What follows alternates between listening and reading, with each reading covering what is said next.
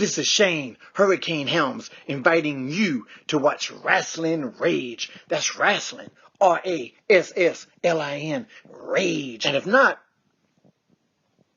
what's up with that? Oh!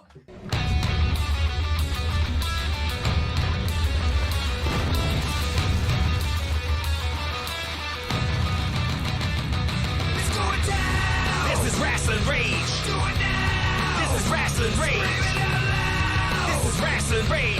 Cody Fleming is the man who leads the brigade. It's going down. This is Rasslin Rage. Do it now. This is Rasslin Scream Rage. it out loud. This is Rasslin Rage. Cody Fleming is the man who leads the brigade.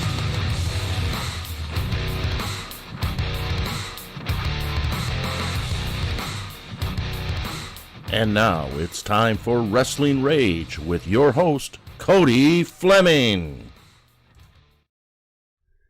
Yo, yo, yo, yo, what's happening? Welcome to another edition of Rasslin Rage, or I should say interviews on Rasslin Rage. I am the man with the plan, the boss man, Cody Fleming. I am joined by one Master Alex Weir. I'm going to ask him a few questions in just a moment. Before I do that, please make sure you smash the thumbs up. Please do that. If you're on YouTube, please share this thing out all over social media, Twitter, Instagram, Twitch, wherever, I don't know, anywhere you can share these things. Share it, please. Definitely do that. And if you haven't already, please subscribe. So, Master Alex Weir, my man, this is not your first time on Rasslin Rage. I believe this is your first time. Not at all. Remotely, though. Yes, it would be my first time remotely. Yeah. So, anyways, what is going on? Dude, you look a little dark. Yeah. I guess you could say. I don't know, man. I've been in a funk, In a funk. I guess. Yeah. So, It kind of like, after the last XICW house party, things haven't been really good. well, is it so you had an open challenge at I House did. Party 3. Mm-hmm.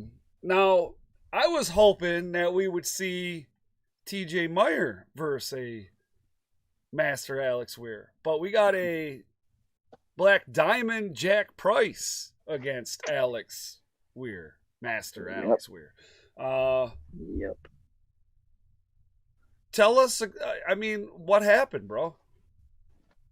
Well, proof is in the pudding. I went out there. I expected TJ too.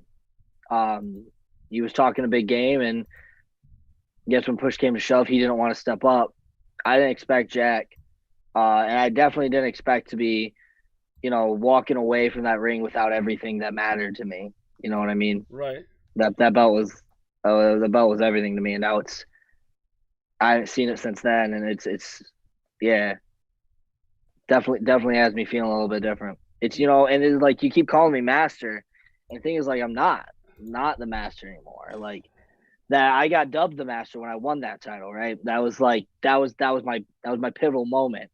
I had finally worked my way up from the bottom, from just being a dude at XI, or being the white MM3, to who I was. And I ain't never heard nobody call you the white they did in the back. MM3. They did in the back. They called me the white MM3 because I did flips and kicks. Like, that was it. But I had nothing special. I had nothing going for me. So then, I worked my way up to get this belt, and that was it. That was my point. That's when I became the master. So, like, I'm not the master anymore because I don't have the belt. Like, it's not that belt was everything I am, and now it's gone. It was everything you are? It was everything, you know what I mean? Like, it's like, it's like a breakup almost. You feel like you just feel down. I feel like everything that belt was the epitome of my happiness. Strapping it around my waist, carrying it down to the ring, waving it in front of all those fans who were, they were ignorant, and they wanted Jackie 2 belts, and they don't realize that belt was more important to me than their freaking lawn chairs. And that belt was my kid. You know what I mean? I feel like a kid got stripped away from me. Well, that's kind of saying something. I'm a parent. I know how that. I don't know how it feels to have a kid stripped away from me. But yeah, right, bud. Yeah, just I don't usually shoot liquor, but it's the only thing that tastes good anymore. Really? Yeah. Oh man. So we're talking. We talked a little bit about Jack Price here. Isn't there a bit of irony, though? Because you said it, Jackie two belts, right? Yeah. All right. Well, Jackie two belts. but his tag team partner is your teammate for Wrestling with a Vet, Adam Wick. Yeah. So you notice, when we went out at the end of the show with their match with the Fun Loving Criminals, I went after who I wanted to beat up that night. I didn't care about DBA or Jamie Cox at that point. All I cared about was Jack Price, was hurting Jack Price. I didn't even know if that was the plan, because we wanted to make sure Adam won, because that was the goal. Keep that belt on Adam, the Proving Ground Tag Team Championship. Right. But I can say that attacking Jack wasn't in the agenda for the group. That was me. It was me. And if Jack thinks that was anything, if Jack was sore, if Jack thought, man, that was aggressive, he has no idea. He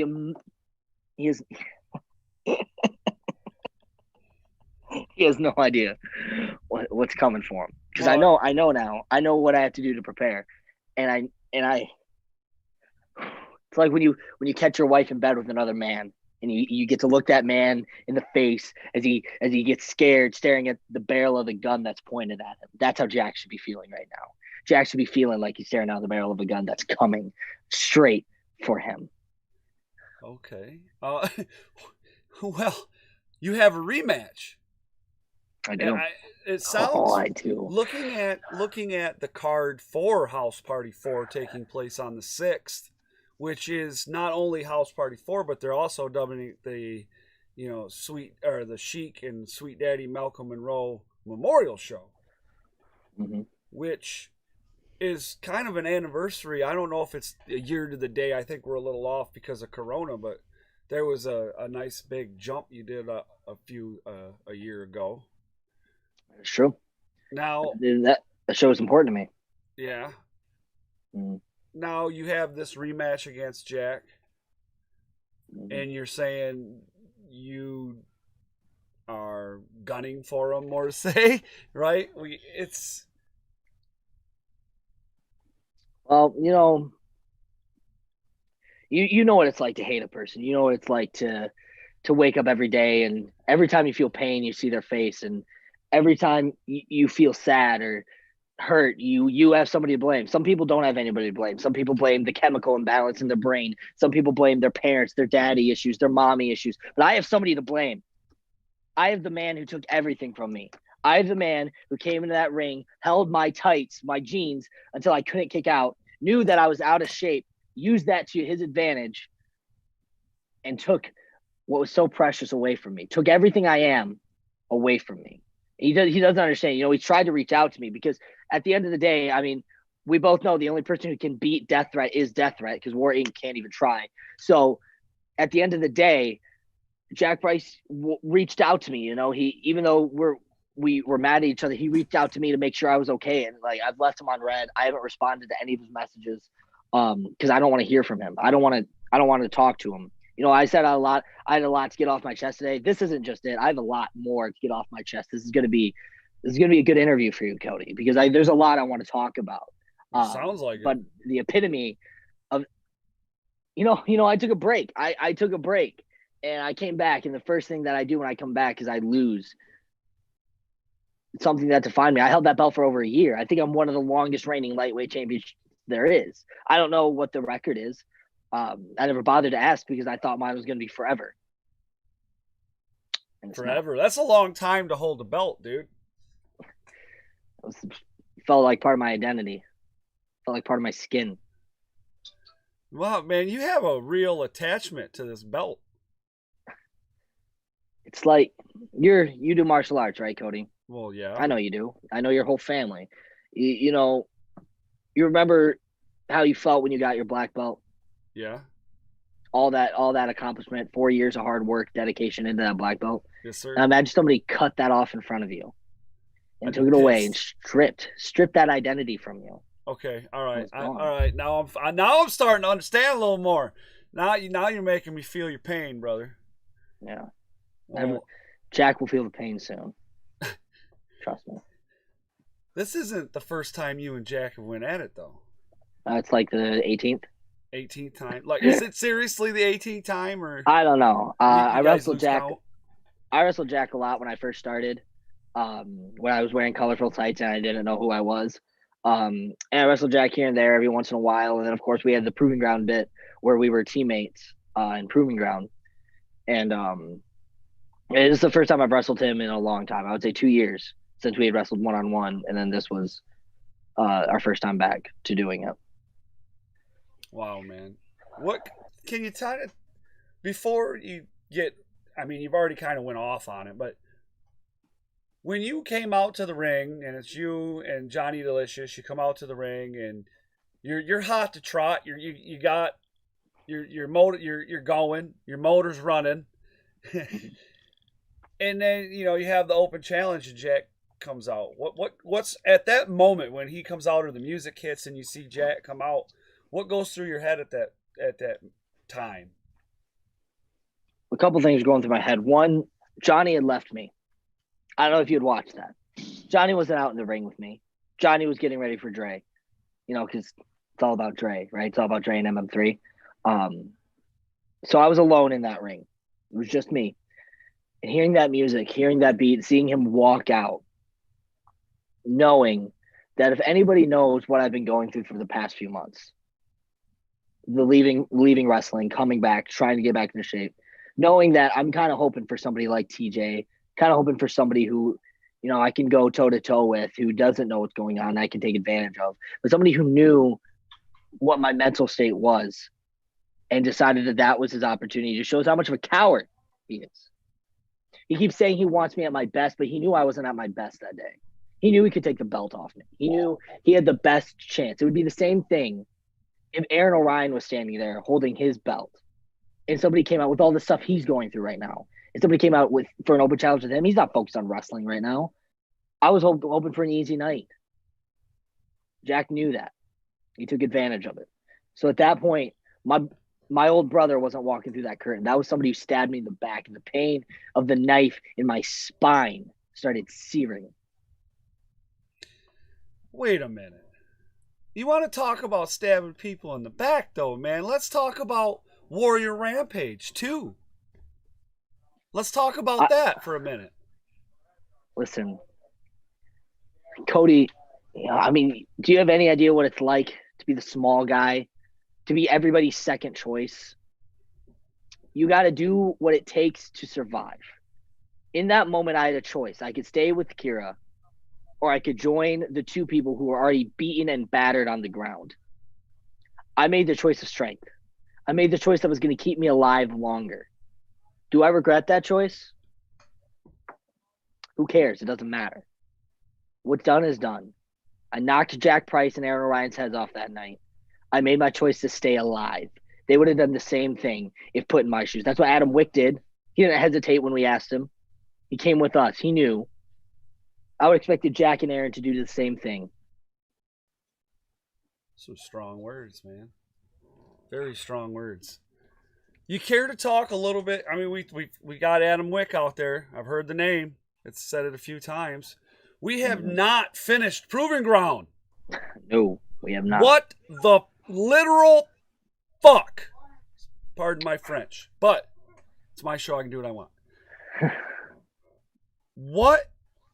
Why are we not finishing Proving Ground yet? Is it obvious? Protecting their golden boy.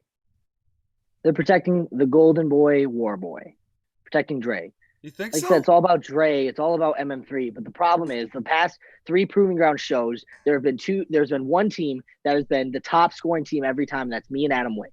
Every time we're in that ring, we are the top scoring team. We are the people they remember. Even in the match where we wrestled Dre and TJ, they remembered me and Adam more than anybody. We match. We look good together. We know each other inside, outside, backwards, front, diagonally, because we are brothers. We have fought this war for so long. And they know that we're going to be the next Proving Ground champions, and they don't want to do that to their Golden Boy. They don't want to do that to War Boy. See, XICW, they've hated Death Threat since the beginning. They don't want it to thrive. That's why they put Death Threat in Kira, and that's why they kicked Death Threat out of Kira when Death Threat started to rise. But Kira is looking more like War Inc. every single day, and it's making me feel. I won't get on that. But the bottom line is, Dre is being protected. If he was the man that he claimed to be and wants all challenges, he wouldn't be asking for open challenges or asking for Tommy Vendetta or Dread King Logan. He would be asking to finish Proving Ground. He would be asking to finish the shoot competition that's going to determine whether he is the biggest, baddest piece of shit that walks into that ring, or if he's just a normal piece of shit that everybody knows he could be. Because me and Adam Wick are going to win that tournament at the end of the day. Doesn't matter. Doesn't even matter if Shogun wants to come back off his Impact contract and, step off his little 6-figure income and come hang out with the boys who made him. He'll go down too. Well, damn. Sounds like you're kind of pissed. Been sitting in the darkness for a while, and I've been watching, and with watching, I've been disappointed. Been disappointed in the actions of so many people who've claimed to be pioneers or claimed to be the best, and I've sit them and watched them be cowards. Nothing makes sense anymore. The War Boy wants Tommy Vendetta, but he will only do it on Dre's terms in an Extreme Rules match. Tommy Vendetta isn't a death match wrestler. Tommy Vendetta is a wrestler. And as much as I hate him sometimes, he is going to be the future of wrestling. And if Dre really wanted the best out of the lovable psychopath, he would have challenged him in a normal match, not a death match. He knew he had the advantage. That's all Dre does. He waits. He plays his cards.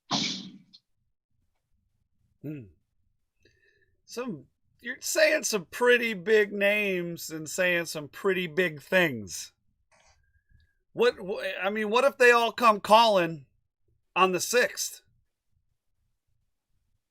At the end of the day, I'm ready. I'm not just ready for Jack. I know what I'm doing. I know what I'm saying. I know the consequences of the words I say. I know what could happen. I watched the last 2 former champions lose their belts.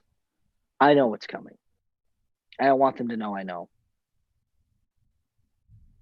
So we're insinuating some things here. History repeats itself. Insanity is doing the same thing over and over again, expecting a different result. Well, they're going to get you already see it on Dre's post. He's already starting talking about how I lost the belt. He's already going in. He's already digging that thorn into my side. And guess what? This thorn stabs back. And if he thinks that he's going to take me down without a fight, you see, there was one person who's been quiet about all of it, and that's MM3. He's sitting there high and mighty with his Midwest Championship belt, not having to worry about anybody. You know what I mean? I'm sitting there working my ass off day in and day out to be the best that I can be. And I feel like they're not doing the same. I feel like they bottom feed. They attack who's strong, win their weak. And I know they're coming for me next. It only makes sense. I'm not mad. I hate I'm to not say angry. it. I know you're right. I don't hate them. It's not hate. It's not mad. It's business. It's not personal. They want to be strong. They want to get rid of their weakest link. And right now their eyes are on me. I wasn't my best at House Party 3. I'll say that. I'll admit that. I'm man enough to admit when I'm wrong. Because it's manly to admit when you're wrong. So it's nothing personal. I get it. And I'm ready for it. Bro. This is like we're watching. It's history in the making.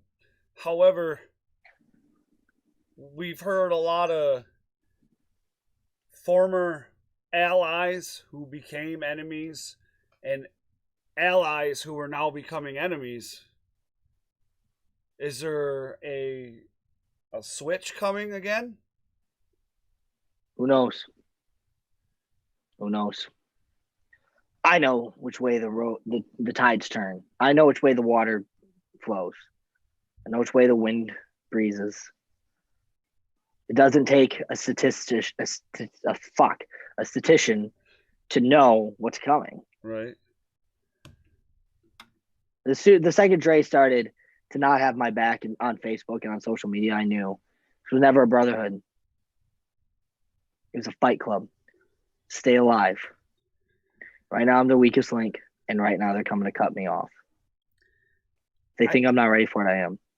Okay, well, it doesn't matter. I hear a lot of talk about Dre Jacobs. Mm-hmm. I heard a little bit about MM3, but I mean, the consistent word I'm hearing is Dre Jacobs. Do you have a problem with Dre Jacobs? I don't have a problem with Dre Jacobs. I have a problem with his actions. I have a problem with choices he makes. I have a problem with the way he has tried to warp this clan, this idea that we had in the beginning, how he tries to warp it into his own agenda, into his own War Inc. agenda. Adding TJ Meyer into the Kira clan, having TJ Meyer always by his side. At the end of the day, I was the one who helped him into the Proving Ground finals. It was me and Jack. And we're nothing to him. Me, Adam, we were partners with him. There are so many tag matches I've had with Dre, more than TJ's had, and yet I'm nothing to him. Nothing compared to TJ. He's the one he wants to bring on the road. He's the one he's hitting up for bookings. He's the one he's promoting. When's the last time he shared one of my clips? When's the last time he's shared one of my videos saying, book this kid? Doesn't do that for me anymore. Chopped liver. I remember who my friends are. I remember who my brothers are. And I remember who's going to try to step on me to get to the top. I'm writing. There's something I did in my hiatus. I learned how to wait, and I learned how to watch, and I learned how to calculate. And that's what I've been doing. I've been watching and waiting. Tick, tock, tick, tock. Dude, I don't even know what to say right now. This is like, it's crazy. There's a lot going on. It's a lot. Told people to be here. Right. Well, there's a lot going on in the world right now, and there's a lot going on in indie wrestling. XICW titles are changing hands. People are getting contracts. You're about to go to war with War Inc. That's what it sounds like to me. They wanted the war. They wanted the war. They know where my allegiance will always lie. They know who created me. They know whose name is on that jacket behind you. They fear it. So they try. They try to do as they can. They tried to split us up. But the problem is, I remember who my brothers are. The man who took everything from me, Jack Price, the man who took that belt from me, the man who I hate to the core, was the only one who was messaging me asking if I was okay. Chop liver to everybody else. Like I said, I don't hate them. It's business. It's Jack I hate. It's Jack Price. I hate Jack Price. I hate what he did. I hate that he took everything from me. He's the one who started this mindset that I have, this drinking. I haven't stopped drinking since House Party 3. I haven't stopped moping. I haven't shaved. I haven't taken care of myself. He doesn't realize what he's done, and he doesn't realize what's coming. Why are you not taking care of yourself? Depression's a hell of a drug. It's a hell of a thing. Especially when it's caused by something. I've lost everything, Cody. Man. I'll be damned if I'm not going to get it all back. It's one head at a time. Is the Kira clan done? I don't know if the Kira clan exists anymore. Looks a lot more like War Inc. if you ask me. I didn't make it that way. I believed in the Kira clan. I believed in what we were doing. But while I disappeared, they didn't console me. They didn't ask me. Started planning. And this is where we're at. So am I hearing this right? The Kira clan's pretty much done? And now I'm it's not War the one Inc? I'm not the one to say that. I'm saying what I'm seeing. I'm saying what I'm observing. Nothing's confirmed. Nothing's confirmed till House Party 4. If you want to know what's going on, be there September 6th. Just pay attention. Watch what's going to happen. Who knows? There's a lot going on that day. The only thing I care about that day is knocking Jack Price's head off his shoulders, getting my belt back, becoming the master again. After that, who cares? Who knows? All I care about is that belt and getting it back. I need it back. Well, it sounds like you need to talk to somebody about your belt. I'm not qualified. However, if you would like to follow Master Alex Weir, Weaponized Alex Weir, I don't know what he wants to be called right now. I don't want to piss him off. However, go down in the description. His Facebook, Instagram, and Twitter are all down there. Now, you also have a Twitch. Now, I don't know because you're in this thing. I don't know if you're doing anything on Twitch, but is it twitch.tv/ what, Alex Weir? It's it's twitch.tv/Alex_Weir 56009. All right, there you go. That's my Twitch. You're done now. I'm still doing that. I'm on an escape right now, trying to clear my head. So I haven't been active on that, but it will be active when I get back home. Right. Oh, you're on an escape?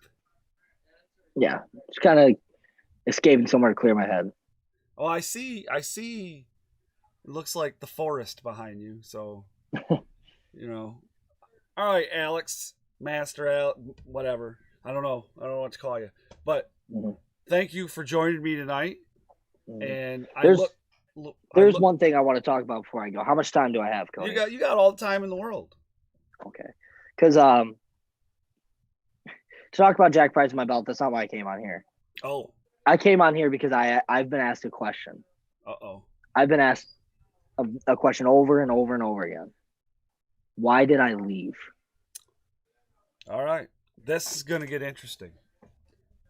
And I wanted to finally answer it. All right. Well, because now, can I set this up for a second? Let me set this up.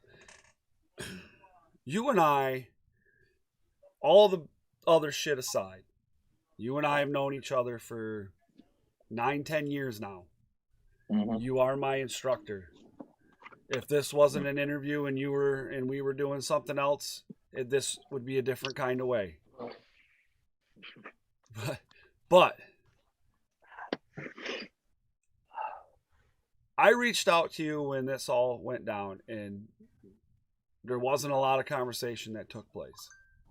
Mm-hmm. So I'm very interested to hear what's going on. Yeah. So I want to start off by saying 2 years ago, I found out I was diagnosed with bipolar disorder. So my mental state has not always been the best, but I've learned how to control it. Throughout 2019, it was a very up and down year. And kind of towards the end of 2019, some things happened in the wrestling world I didn't agree with. A lot of things started to add up. And what it basically boils down to, the wrestling world and the wrestling agenda is a very toxic place. It is one of the worst things to be a part of, to be a wrestler, to be in this community. You're in locker rooms with people who haven't gone anywhere in 10, 15 years, trying to tell people who are actually making moves and trying to do what's good for their career, trying to tell them what's what, how to do this. When it's like, man, you haven't gone anywhere in 10, 15 years. What are you doing that's right? You don't have people, as much as I hate him, like Aaron, who tries to help people to the best of their abilities, who took a chance on a kid in colorful tights and told him the right way to do things. You don't have that in the locker room a lot of times. You have a lot of people just shitting on other people, not critiquing, just shitting on other people. It came out a bit with the Speak Out movement. And I was thinking, like, maybe, this is it. This is what we need. We need reform. And then I stepped into a show again for Aaron's son, and it was the same. Nothing had changed. So the reason I left wrestling, because I was sick of it. Everything had started to add up, and I hated the idea of stepping between the ropes. I hated who I was. I hated that I wasn't able to flip the switch to come home to be normal. I was always Weaponized Alex Weir. I was the Master Alex Weir 24/7, and I hated it. I hated everything about it. I hated everybody in wrestling. I could name names, but we could be here forever. The list of names that I have of people who maybe want to absolutely quit, to be done. And I finally said enough, and I stepped back, and I made the excuse of, I got a new job, and I did get a new job. I was working a lot, and I recently have left that job, and now here I am. So it is a good cover that, it was the job that was keeping back, but no, it was the toxic people of wrestling. It was people who don't know what they're talking, who just sprout up, and in that time, every moment I wanted to come back, because it's as sick as the world is, as sick as wrestling is, as terrible as it is to be a wrestler. It's not fun. It's not great. It's not the lifestyle. You're on the road all the time. You're broke. You're scraping the bottom of your bank account for a Taco Bell burrito because you haven't eaten in a day. That's what it is. That's the reality of wrestling. You're driving 6 hours to Dayton, Ohio, there and back for $10. Exposure. You're working in the ring with people who are pedophiles, but you have to be hush-hush about it because they don't want to make a scene. You can't speak up to people who talk down on you because they've been doing this longer. Listen, I've been doing martial arts for 15 years of my goddamn life. I've been doing martial arts longer than some of these people have been wrestling. I know how to kill people 13 different ways with a damn number 2 pencil. I don't give a damn how long you've been wearing tights and wrestling in a ring. You do not talk to me that way. I'm 23 goddamn years old. I've lived more life than 40-year-olds have on this planet. I will not be talked to as a child anymore. I don't care that you've paved the way, that you've done this and you've done that. I don't give a shit. I'm not carrying your bags. I'm not paying your fucking gas bill. I'm not driving my car that I paid cash for, that I own completely, that I'm trying to keep intact for $10 in Dayton, Ohio, there and back. I'm not doing that shit anymore. I've been doing this for 4 to 5 years, and people would still shit on me. I'm tired of people going behind my back. I'm tired of these people who I've known since I've started wrestling, who can't get this stigma out of their head about who I used to be. And they hate me for it, and they talk shit, and they try to get rid of my bookings, and they talk down on my name to people who could give me opportunities. And I got sick of that. I got sick of that shit, so I left. Gave them nothing more to talk about. Even one of them wanted to start shit on my post. Doesn't matter. But every day I wanted to come back. Because at the end of the day, this is who I am. I wasn't born to do anything else. I was born to be in that ring. And maybe I was born in that ring to call people out on their bullshit. We talked about the memorial show. Yep. You were there, right? You saw who I wrestled, right? Was Yes, that uncomfortable for you? Was it an uncomfortable match? Yeah. Yeah. There are things that people go on behind closed doors. I'm tired of not talking about him, about that, or situations where wrestlers want to say "fuck your mom" to me in a Facebook message and act like I'm going to take that because that's your opinion. No, you don't say that shit to me. That's how you get your jaw knocked off. I'm tired of holding back. And I don't care if it costs me bookings, because I'm not doing this to be famous anymore. I'm not doing this to suck Paul Levesque's dick. I'm not doing this to be Scott D'Amore's bitch boy. I'm doing this because I love wrestling. I love being in that ring, whether it's in somebody's backyard, in a billiard hall, in an American Legion, or in front of 900 people. I love being in that ring. And that's why I came back when I could, because I wanted to be in that ring. I wanted to hold that belt over my head again and feel like how I used to feel, and somebody's going to take that away from me. I came back because I love it. And I'm tired of people putting a shit name on it. I'm tired of people in group chats want to talk more shit, but when you come to them in person, not be able to say things. And I cannot wait for people to watch this interview and come to me and ask me, "Are you talking about me? You talking about me? You talking about me?" I don't know if I am or not. You don't know. If you've been cool to me in the past, never had a problem with you, then probably not. But if I've had a problem with you, probably. I'm tired of holding back.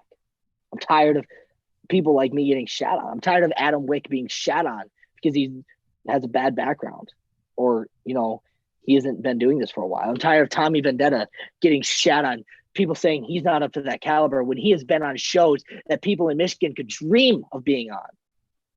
I'm tired of Tommy Vendetta and Aaron O'Ryan and Jack Price, even though I hate Jack Price and Aaron. I'm tired of them not being considered the best wrestlers in the state because everybody knows damn well that they are. I'm tired of Tommy Vendetta not getting the recognition he deserves. Tired of Adam not getting the recognition he deserves. I don't give a damn about me. I don't give a shit what people think about me anymore. I'm tired of fighting for people's approval, fighting for what I love, and I'm fighting to keep a good name on wrestling. And if that means I got to be a toxic cancer that's going to call people on their bullshit, so do it. Black Lives Matter. Wrestling needs to change, and it's okay to admit you're wrong on Facebook. Holy shit. Brother, that was fucking emotional as fuck. I almost started crying. And I'm being honest. And that shit was emotional, bro. For real. Dude, I'm sorry that shit was happening to you. I know it's not my fault, but I feel for you, brother. You know, and dude, fuck me, dude. Shit happens, man. Like I said, I'm back. I don't care about all the things that's happened in the past. It's in the past. What I care about is that we make a change and we start being better. That's all I ask. I even made a post about it. Just be better. Just be a better person. You know, in that ring, we can be however we want to be, and we can talk all that shit. But at the end of the day, we need to be better people. Wow. That is a very powerful message, especially in today's day and age, even outside of the wrestling ring, just what's going on in the world right now. So I don't think there's anything else to be said after that one. I don't know if you agree, but I'm pretty sure. I mean, I've said what I needed to say. I think that one is all there. Mm-hmm. Yeah. So they're saying in the chat that you were being real honest, and you're being real right there, and that is a true story. Brother, I'll be checking the chat. I'll be checking the chat later. I'll see who's talking shit. Right. Well, I was focused on you, my man. First of all, I want to say thank you to everybody that has joined us tonight. And if you're catching this on the replay, please down in the comments, because once this ends, you'll no longer be able to comment in the live chat, but you will be able to comment in the comments down below. Just comment, hey, I'm watching this on the replay or something. You could talk shit to me. I don't care. You can put a thumbs down if you want. It really doesn't matter, because it's all interaction to me, and it all helps Rasslin Rage. Thank you. Thank you for hating. True. So, brother, man, thank you for coming on and being candid and being real, man. A lot of people aren't that real, and I think that's part of the problem. We're not talking about the problem, or the problems are at hand. We kind of we see it and we put it away. Mm-hmm. So, all right, everybody, you can catch us live on. No, you will not catch us live on Sunday for Rasslin. Or yes, it will be, because XI's 2 weeks away. So yes, November 6th. Right. So yes, Rasslin Rage will be on Sunday, 8 p.m. or no, 7 p.m. We're moving to 7. There we go. So many different times now. R2YouTube.com. Master Alex Weir. Thank you, sir. I very much appreciate it. All right, guys. We'll catch you guys on Sunday. Thank you. You heard it here. Man, oh man. This one's going to get a lot of views. Let's go down.